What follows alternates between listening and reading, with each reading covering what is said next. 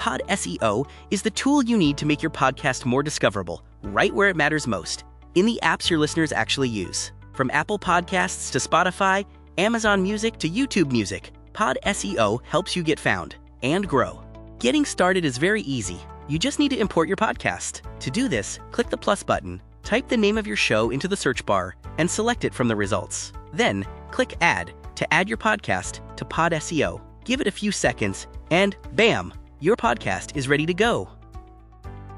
After you've added your podcast, you'll land on the podcast details page. Here, you'll see a summary of your show, including its title, author, and description, as well as where your podcast is distributed. You'll also find its PodSEO rank, a metric that combines several signals to measure discoverability. This includes the podcast position in the top charts on each platform, whether it appears in editorial lists like Apple's Global Hits or Spotify's Editor's Picks, and how it ranks for keywords listeners search for. Importantly, if your podcast ranks for keywords alongside popular shows, it gets a stronger signal than if it ranks with less visible podcasts.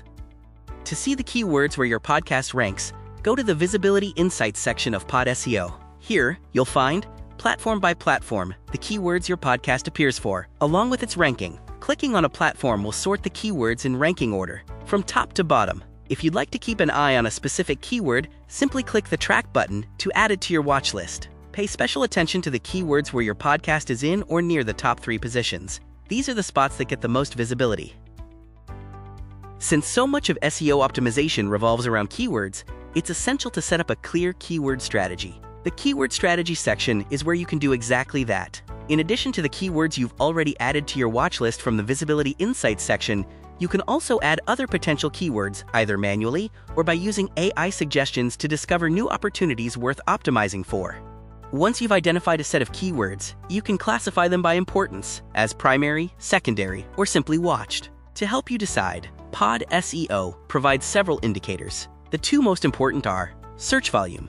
This shows the monthly search volume for each keyword.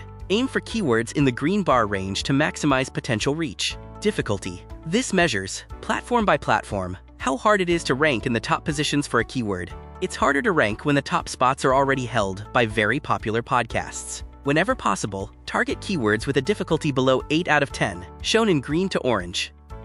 In the Keyword Rank Tracker section, you can see how your selected keywords primary, secondary, and watched are performing over time. The data is shown platform by platform, and you can switch between platforms using the selector at the top left of the panel. For each keyword, you'll also find a quick summary of its search volume, difficulty, and popularity. Plus, you can view the top 50 podcasts currently ranking for that keyword.